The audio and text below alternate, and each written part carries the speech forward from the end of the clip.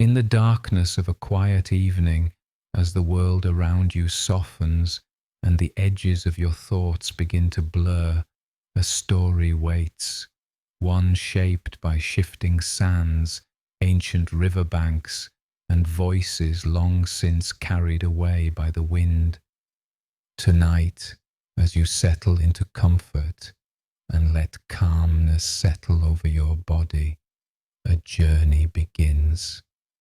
It is a journey into the Middle Kingdom of Egypt, a period often overshadowed by the grandeur of the Old Kingdom's pyramids and the later glory of the New Kingdom's pharaohs, yet holding within it some of the richest chapters of Egyptian civilization. In this gentle narration, you will drift through time, returning to an age when the Nile continued its eternal rhythm, when kings struggled to restore order from the edges of chaos, and when the people of Egypt reshaped their world, slowly, deliberately, as a candle melts into the darkness. The Middle Kingdom is often called the classical age of ancient Egypt, a time of literary blossoming, administrative refinement, political reunification, and cultural maturity. And yet, its beauty lies subtly beneath the surface, waiting patiently to be uncovered, like polished stone beneath drifting sand. As your breathing slows, imagine the soft whisper of the Nile. Picture its dark waters flowing beneath a velvet night sky, moonlight rippling across its surface. Somewhere far in the distance, reeds sway with the passing breeze, and the faint call of unseen birds echoes between the palms.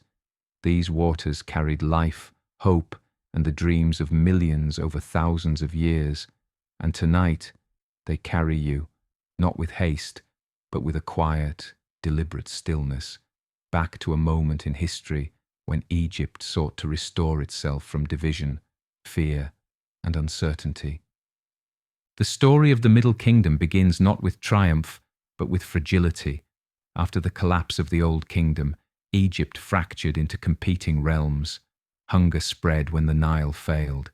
Authority splintered as regional rulers carved the land into pieces. Yet from this deep night of confusion emerged a new dawn, lit by the determination of a people and the vision of leaders who believed Egypt could be whole once more. In the soft rhythm of this story, you will hear not the sharp clamour of battle or the roar of political upheaval, but a quiet retelling, a gentle unfolding of how Egypt found balance after chaos. You will drift through the reunification under Mentuhotep II, walk beside the early rulers of the 12th dynasty, and traverse the evolving landscapes of art, literature, and daily life. Every step will be taken slowly, like footprints pressed into cool desert sand beneath a setting sun. The Middle Kingdom is peaceful in its telling. It is filled with calm, reflective tones. The careful planning of irrigation canals, the repetitive tapping of stonemasons shaping temple walls, the slow chanting of scribes reciting old stories, and the rhythmic toil of farmers who trusted the river's flood. Even the kings of this era, though powerful, seem to carry themselves with an introspective dignity, a desire to build foundations rather than monuments, to restore harmony rather than simply display dominance.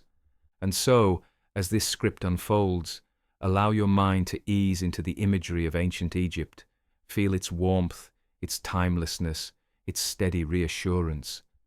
In the quiet of this moment, you are not merely learning history, you are gently drifting through it, carried by words meant to soothe and guide you into rest. Let each detail settle softly into your thoughts. Let each name and place float lightly across your mind. There is no rush here. The past moves slowly, deliberately, like the steady flow of the Nile. You are safe, unhurried, and supported by the calm cadence of this story. And now, with your breathing even and your thoughts settling like desert sand after a soft wind, we begin our first chapter.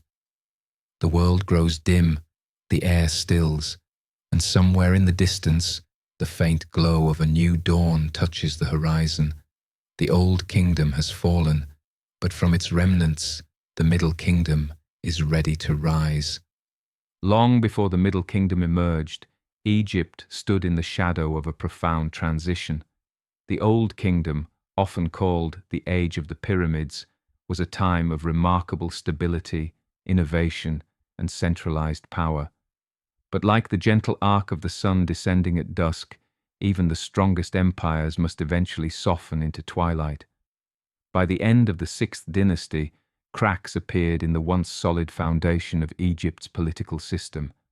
Imagine the landscape: temples still standing tall, pyramids rising against the sky, and statues of great kings watching over the desert. Yet beneath this outward grandeur, everyday Egyptians felt uncertainty creeping into their lives. The Nile, the lifeblood of the kingdom, began to behave unpredictably. Its annual floods, which nourished fields and sustained agriculture, sometimes arrived too weakly to support crops. Famine, slow and merciless, spread across the land.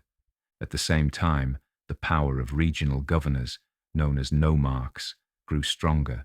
These local leaders managed food storage, irrigation networks, and military forces. As central authority weakened, nomarchs became increasingly independent, shaping Egypt into a patchwork of self-governing territories. The once unified kingdom faded into a mosaic of ambitions and rivalries. Historians call this period the First Intermediate Period, but the people of the time may have simply called it uncertainty. It was a world where allegiances shifted, where small cities rose and fell, and where local rulers vied for influence. The capital at Memphis lost its ability to command obedience, and two major power centers, Heracleopolis in the north and Thebes in the south, began to compete for dominance. Yet even in this fragmentation, life continued. Farmers tended their fields as best they could, craftsmen shaped pottery and tools, traders navigated the Nile, exchanging grain, textiles, and stories from one settlement to the next. The rhythm of daily labor persisted, steady and enduring. But the overall mood of the age was somber, reflective. The ancient texts that survive from this era describe a world turned upside down, servants becoming masters, nobles living in fear, hunger clouding the horizon. It was as though the balance of the cosmos, Ma'at, had faltered. And yet, within that uncertainty lay the beginnings of renewal. For from the southern city of Thebes, a family of rulers began to rise with quiet determination. The 11th dynasty, though small at first, grew in strength and confidence. They built alliances, strengthened their armies, and slowly expanded their influence northward. Thebes became a beacon of stability in a fractured land. As the decades passed, the struggle between Heracleopolis and Thebes intensified. One side attempted to maintain the old order, the other sought to reshape the future. And in this gradual tug-of-war, the seeds of the Middle Kingdom began to sprout. It was a slow process, like the patient growth of papyrus along the riverbank, unseen at first, but steady, resilient, and inevitable. In this setting of division, hunger, ambition, and hope, the story of the Middle Kingdom would soon unfold. With quiet strength, a leader would emerge who believed Egypt could become whole again. His name was Mentuhotep. From the ancient city of Thebes, in the warm expanse of Upper Egypt, a ruler emerged whose vision extended far beyond his homeland. His name was Mentuhotep II, and he would become the architect of Egypt's reunification, a king who transformed an age of division into the dawn of a new era. Imagine Thebes in his time, a city of rising temples, bustling workshops, and priests chanting hymns to Amun. The hills around it glowed with the colour of sunlight against sandstone, and the nearby cliffs, later home to the Valley of the Kings, cast long shadows across the desert. It was from this landscape that Mentuhotep shaped his identity, determined and unwavering. At first, he inherited a kingdom in tension. The northern rulers at Heracleopolis controlled much of Lower Egypt, while smaller factions fought for influence across the land. Thebes, though powerful, was still only one contender among many. Yet Mentuhotep II possessed something rare, a quiet confidence paired with strategic patience. He strengthened his administration, forged loyal alliances, and built a military capable of decisive action. Conflict between Thebes and Heracleopolis escalated gradually, like distant thunder approaching across the desert. Battles were fought, truces attempted, and rival claims to kingship declared. But over the years, Mentuhotep's forces pushed steadily northward. His generals secured towns, negotiated surrenders, and reclaimed territories long separated from Theban influence. The decisive moment came when Heracleopolis finally fell. The victory was more than military, it was symbolic. Egypt, long divided, stood on the threshold of unity once more. Mentuhotep II declared himself the ruler of a united Egypt, taking on a titulary emphasizing his role as restorer of order. In the inscriptions that remain, he is described as the one who gives breath to the people and the unifier of the two lands. These titles were not mere ceremony, they reflected the deep relief and hope felt throughout the nation. Yet Mentuhotep's reign was not defined solely by war. He undertook ambitious building projects, most famously his terraced mortuary temple at Deir el-Bahri. Its design was breathtaking in its innovation, broad terraces rising in harmony with the cliffs behind them, colonnades casting rhythmic shadows across stone courts. This temple, the precursor to Hatshepsut's later masterpiece, stood as a serene testament to artistry, piety, and political strength. Mentuhotep also reformed administration, reducing the power of nomarchs and tightening royal oversight. His efforts helped stabilize the economy, reinvigorate agriculture, and restore trust in governance. Bit by bit, Egypt rediscovered harmony. Ma'at returned. In the soft quiet of this storytelling moment, imagine Egypt at peace once more. Farmers meeting the sunrise with renewed hope, scribes training young apprentices in the rhythmic strokes of hieroglyphs, priests lighting incense at dawn, prayers rising with fragrant smoke toward a sky streaked with gold. Mentuhotep II's reign was not just a period of reunification, it was the gentle beginning of the Middle Kingdom's long and graceful unfolding. When the twilight of Mentuhotep II's reunified Egypt began to fade, a new figure emerged, a man whose ambitions, intellect, and decisiveness would shape the very foundations of the Middle Kingdom's golden age. His name was Amenemhat I, and although history remembers him as the founder of the 12th dynasty, his origins are shrouded in intrigue. Some ancient accounts suggest he did not come from a long-established royal line, and whispers within the annals of Egyptian memory hint at the possibility of a sudden, forceful ascent to power, a coup perhaps, or a swift political maneuver in the dark corridors of Theban authority. Yet, whatever path delivered Amenemhat I to the throne, he rose with full command of Egypt's destiny. His reign began with a vision to strengthen Egypt so thoroughly that the fractures of the first intermediate period could never reopen. He looked upon the restored nation with a clear-eyed understanding. Unity alone was fragile. Stability required structure, vigilance, and reform. One of his first monumental acts was the relocation of the capital. Leaving behind the Theban homeland of his predecessors, Amenemhat commissioned a new political center, Ichtawi.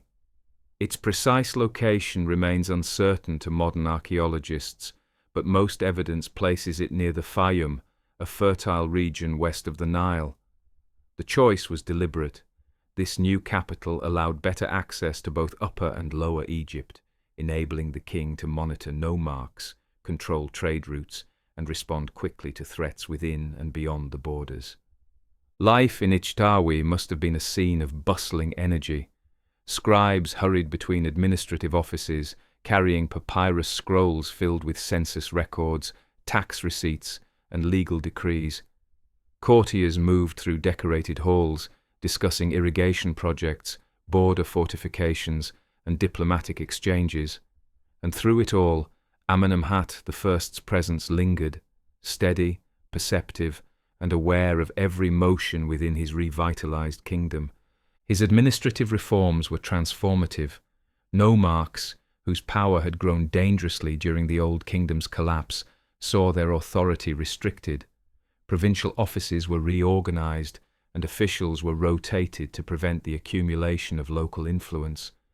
These actions were not merely reactive, they laid the framework for a highly centralized state, one whose efficiency would fuel the Middle Kingdom's artistry, architecture, and literature. And it was in the sphere of literature that Amenemhat I's legacy took on a deeply human dimension. One of Egypt's most famous literary works, The Instruction of Amenemhat, is attributed to his memory. Presented as a message spoken by the king's spirit to his son Senusret I, it offers advice steeped in caution and solemnity. Within its elegant lines, Amenemhat warns of betrayal, urging vigilance even among trusted allies. Scholars debate whether the text refers to a real assassination attempt, as some believe Amenemhat may have died in a conspiracy. Whether literal truth or moral parable, the work reveals a world in which leadership demanded resilience against unseen dangers. Despite these shadows, Amenemhat's reign was overwhelmingly constructive. He initiated irrigation expansions, strengthened granaries, and secured borders. He fostered trade with Nubia and the Near East, ensuring steady supplies of gold, copper, incense, and exotic goods. The economic revitalization that followed became one of the pillars upon which Middle Kingdom prosperity rested. Near the end of his reign, Amenemhat initiated a bold experiment in succession. He appointed his son Senusret I as co-regent. This system allowed for a smooth transfer of power, reducing uncertainty and reinforcing stability. It was a wise decision, one that gave Egypt something it had lacked for generations: continuity. As Amenemhat I's life drew to its close, Egypt was no longer fragile. It was steady, confident, and poised for greatness. The foundations for a renaissance had been laid carefully, stone by stone, decree by decree, until Egypt stood ready to flourish anew under the kings who would follow. When Senusret I ascended the throne, first as co-regent, later as sole ruler, he inherited not merely a kingdom, but a blueprint. His father had crafted the outline of a stronger Egypt. Senusret I would fill it with life, vigor, and artistic brilliance. Under his guidance, Egypt entered a period of consolidation and expansion that brought unprecedented stability and cultural refinement. Senusret I was a builder at heart. His reign saw the construction of temples, monuments, and administrative centers across the Nile Valley. He strengthened the cult of Amun, commissioning temples in Thebes that echoed with chants of devotion beneath rising columns. His architectural projects demonstrated elegance and balance, reflecting a return to harmony after centuries of turmoil. But it was not only within Egypt's borders that Senusret I left his mark. He turned his attention southward, toward Nubia, a region rich in gold, minerals, and strategic trade routes. The Egyptians had long interacted with Nubia, but Senusret I sought more than connection. He sought control. Military expeditions fortified key settlements, and new garrisons ensured the flow of resources into Egypt. These efforts laid the groundwork for a powerful frontier network that would continue expanding in later reigns. Trade also flourished with the Levant and Eastern Mediterranean. Ships carried fine linens, grain, and Egyptian craftsmanship outward, returning with cedar, copper, turquoise, and exotic animals. Diplomats and merchants alike contributed to a growing awareness of the world beyond Egypt's borders. Within the palace walls of Ichtawi, the atmosphere must have carried a sense of renewal. Artists honed their skills with increasing sophistication, producing sculptures that blended idealism with realism. Scribes composed elegant writings that examined human emotion, morality, and the meaning of kingship. The Middle Kingdom's literary renaissance, often compared to the classical periods of other civilizations, was taking shape.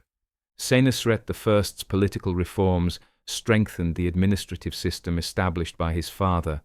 Officials were appointed based on merit and loyalty, not merely lineage. The king ensured that provincial leaders operated under close supervision, preventing the emergence of regional rivals.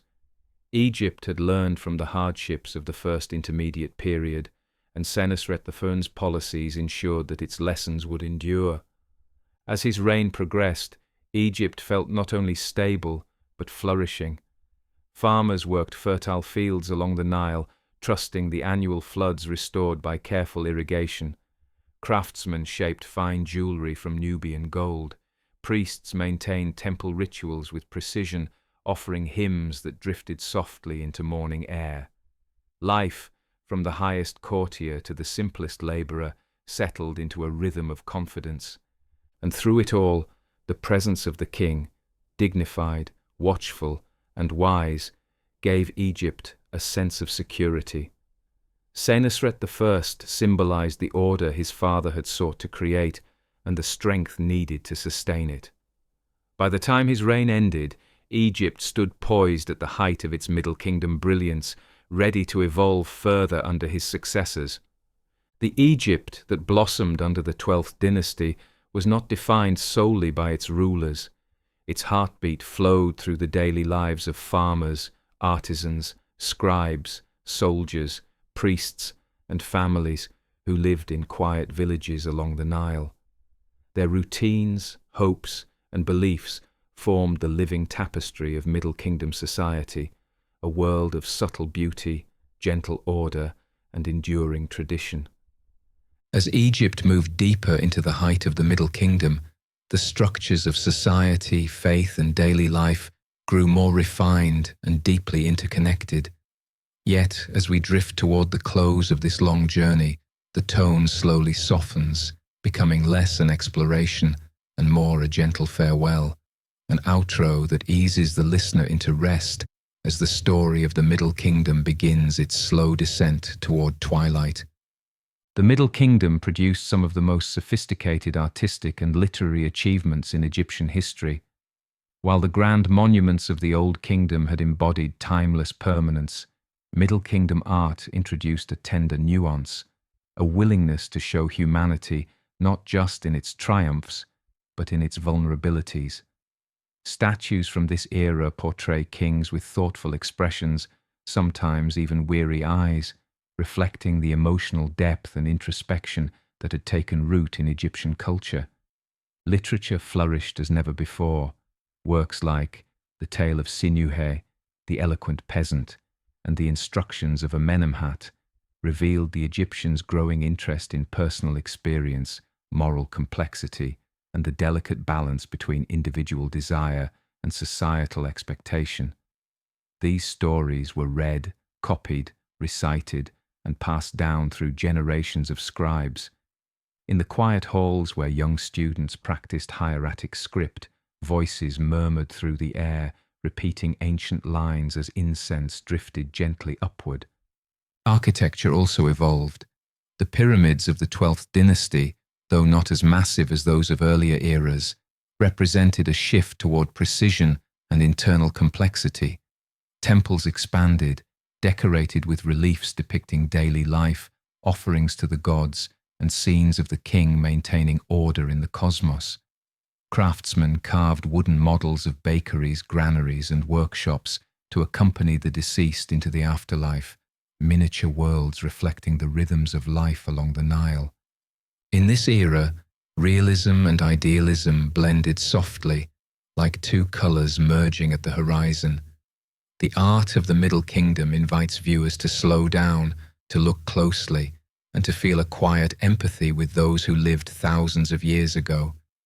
Egypt's relationship with Nubia reached new levels during the Middle Kingdom. The Nubian lands, rich with gold and trade routes, held both opportunity and risk. The construction of massive fortresses, Buan, Semna, and others, represented Egypt's desire not only to protect its southern border, but to create a stable sphere of influence.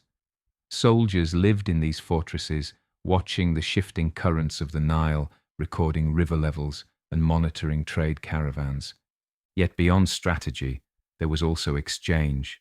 Cultures mingled at the edges of empire, pottery styles blended, rituals overlapped, and Nubians served as soldiers, traders, and guides within Egyptian territories. The frontier was a place of tension but also connection, a reminder that Egypt was never entirely isolated within its deserts. As we approach the narrative's close, these borderlands symbolize something broader, the edges of an era where stability begins to meet change and the strength of the Middle Kingdom hints at its inevitable transformation.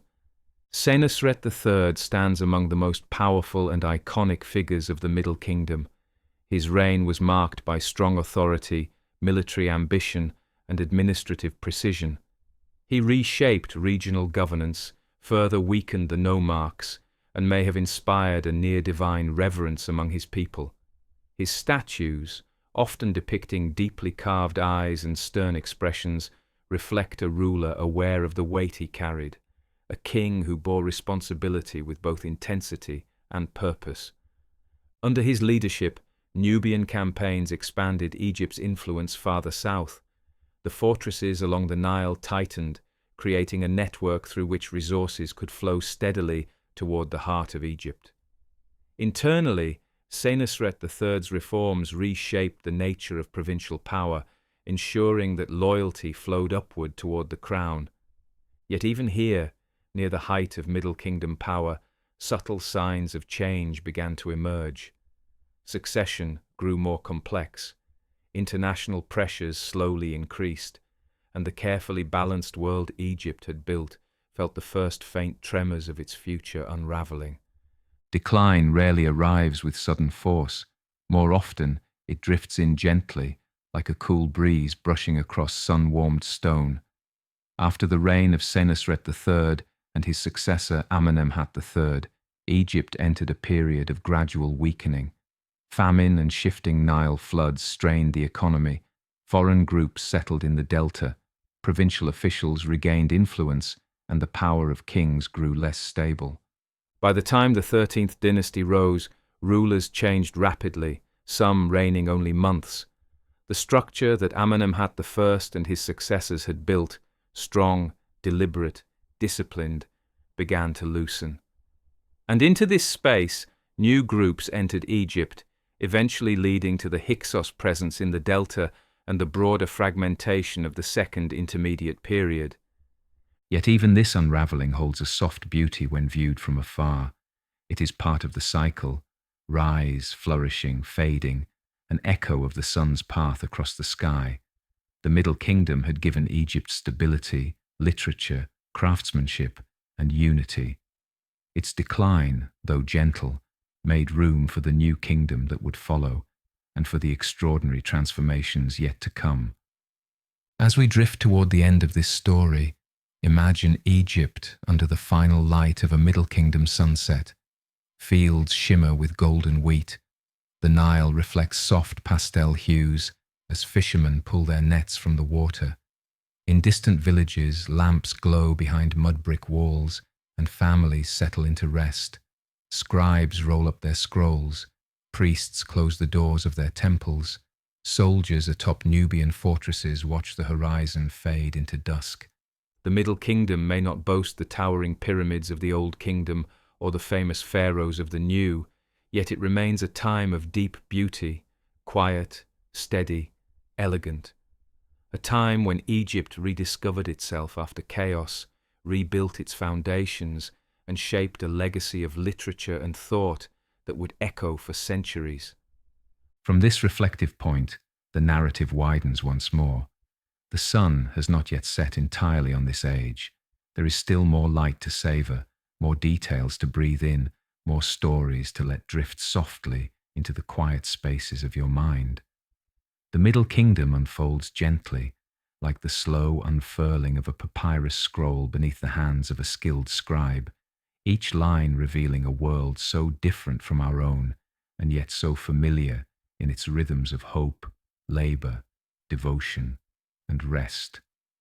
Imagine for a moment the life of a farmer along the Nile. Dawn arrives with soft colours, pinks, golds, muted blues stretching across the sky. The Nile's waters glisten faintly as light gently presses across them.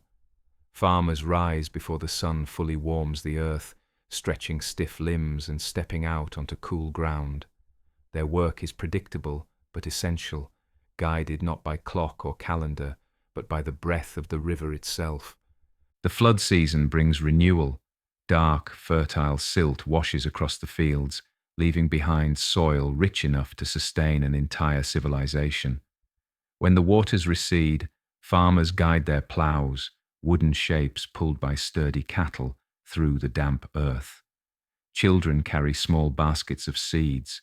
Women grind grain on stone querns, their hands following movements repeated endlessly across generations.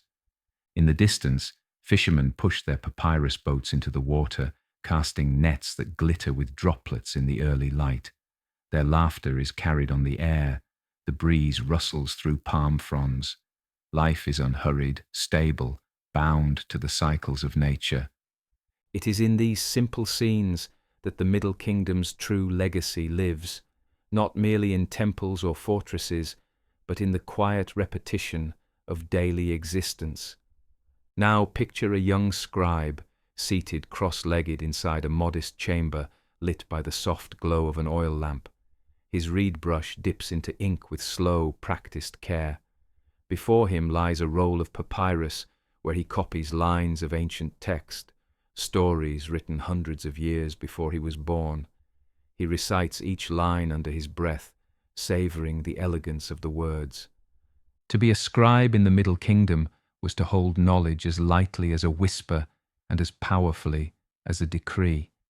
Scribes kept the kingdom running, recording harvests, tracking trade, documenting disputes, copying hymns and tales that shaped the Egyptian understanding of morality. One can almost hear the soft scratching of the reed brush, smell the scent of ink made from soot and gum, feel the coolness of the clay tablet resting beside him. Outside, the world continues. Workers carry baskets, women draw water from wells, priests prepare offerings for the gods.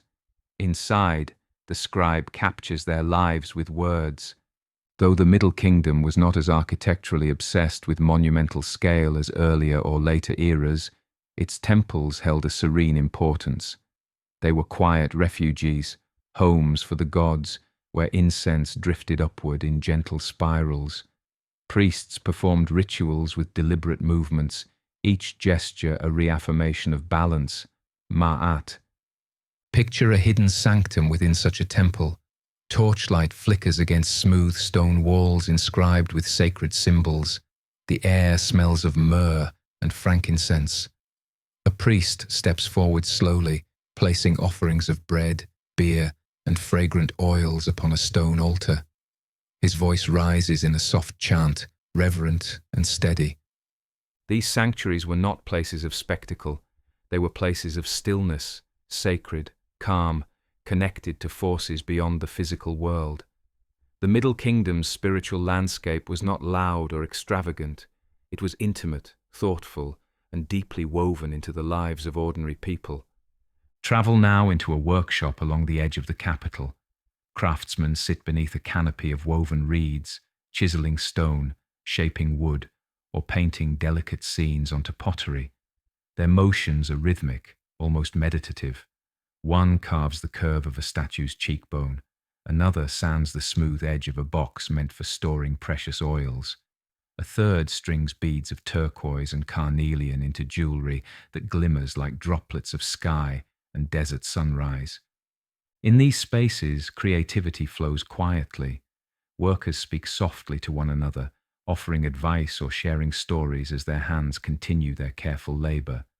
Each object they produce becomes part of the greater tapestry of Egyptian life: tools, amulets, household goods, funerary items destined to accompany the dead into eternity. As night approaches, warmth settles over the land.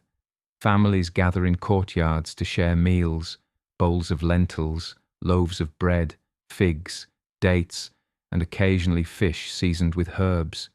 Children chase one another through dusty pathways, their laughter rising like flutes in the evening air. Mothers weave mats, fathers tell stories of old kings and distant battles. Grandparents sit quietly, watching embers glow in small clay hearths. The sky darkens, stars appear, brilliant, steady, unpolluted by the lights of modern life. The constellation of Orion, associated with Osiris, glimmers above the horizon. Villagers gaze upward, feeling the presence of gods woven into the night. It is in these gentle hours that the Middle Kingdom breathes most freely. No grand ceremony, no monumental construction, just the quiet continuity of human life. As the centuries of the Middle Kingdom drew toward their close, Egypt's world remained beautiful but subtly fragile. Climate shifts, economic pressure, and political instability created small fractures.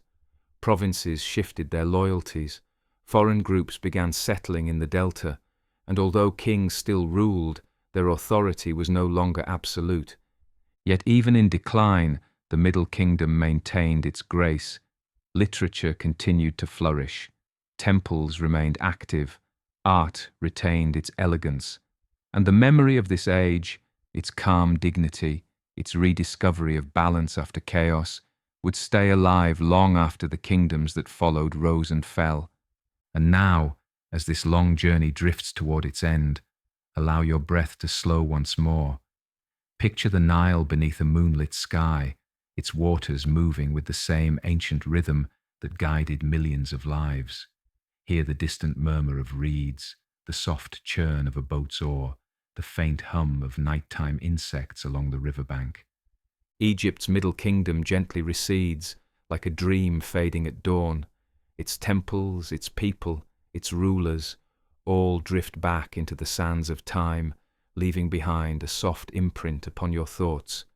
You have walked through villages, visited workshops, listened to scribes, and stood beneath the shadows of quiet sanctuaries. You have watched kings unify, rebuild, and guide their world with careful hands. Now, let that world settle softly in your mind. Let its calmness wrap around you. Let its steady rhythms guide you into rest. The Nile continues to flow, the stars continue to shine, and you, having travelled so far into the ancient past, return gently to the present, quiet, peaceful, and ready for sleep. As the last notes of this historical journey settle, feel your body grow heavier, calmer. The world of ancient Egypt drifts gently away, like a bark gliding across moonlit waters. You remain wrapped in the quiet strength of its memory, a civilization that understood balance, harmony, and the slow, deliberate rhythm of life. In the quiet afterglow of the Middle Kingdom's long and graceful arc, Egypt entered a period where its legacy became something more than the achievements of kings, the rise of cities, or the construction of temples. It became an idea, an echo carried forward through dynasties, shaping the very identity of Egyptian civilization long after the Middle Kingdom itself had slipped beneath the sands of time. The Middle Kingdom was remembered by later Egyptians not as a distant curiosity, but as a classical age, refined, orderly, balanced. When scribes of the New Kingdom sought examples of perfect writing, they copied stories composed centuries earlier during the Middle Kingdom. When priests searched for theological grounding, they studied coffin texts shaped in this era. And when rulers contemplated the nature of kingship, many modelled themselves after Senusret III or the wise founders of the 12th dynasty. To wander through this legacy is to walk through a quiet gallery of memory, a gallery where the sculptures gaze with thoughtful eyes, the papyri whisper old lessons, and the architecture speaks with calm confidence. The legacy of the Middle Kingdom lives not only in its ruins, but in its quiet wisdom. Among the most profound contributions of the Middle Kingdom was a transformation in spiritual thought. During earlier eras, elaborate funerary texts, like those in the pyramid texts, were largely reserved for kings. But in the Middle Kingdom, something changed. The coffin texts emerged as a more accessible spiritual guide, carved onto wooden coffins owned by nobles, officials, and increasingly common people of means. These texts expanded the possibility of eternal life. They offered spells for protection, instructions for navigating the afterlife, and hymns praising the gods. They democratized eternity, allowing individuals beyond the royal household to visualize themselves reborn among the stars. Imagine a dimly lit workshop where scribes carefully ink spells onto wooden panels. A lamp flickers, casting soft light across carved hieroglyphs that carry the hopes of entire families. This was the Middle Kingdom's spiritual innovation, quiet, profound, deeply human. The Middle Kingdom's stories remain some of the most enduring in all ancient literature. The tale of Sinuhe, a story of exile and return, reflects the emotional depth of human experience, fear, longing, duty, and reconciliation. The eloquent peasant speaks of justice and the power of truth. The instruction of King Amenemhat reveals the anxieties of leadership. These works were not dry political documents, they were reflections of the human heart. Their rhythm, elegance, and moral weight resonated so strongly that scribes continued to copy them for centuries. Picture a scribe in the New Kingdom, hundreds of years later, tracing the very same lines that described Sinuhe's fear as he fled into the desert, or his relief when welcomed home by the pharaoh. In this moment, past and future merge. It is here that the Middle Kingdom speaks across time with a voice both soft and steadfast. Middle Kingdom art introduced a compelling shift in style. Earlier sculptures portrayed kings as eternally youthful, idealized beings. But during this era, sculptors embraced realism, gentle lines beneath the eyes, thoughtful expressions, even signs of age or responsibility etched into stone. To walk through a Middle Kingdom gallery, whether in a museum or in imagination, is to feel the presence of rulers who carried themselves with contemplation rather than sheer authority. Their faces reveal the weight of governance, the quiet burden of leadership, and the sense that king and citizen alike shared a common humanity. It is art that invites empathy, and it is art that lingers in the mind long after you leave it. As the Middle Kingdom waned, Egypt entered a period of more subtle transitions. The great 12th dynasty eventually gave way to rulers who reigned for short durations.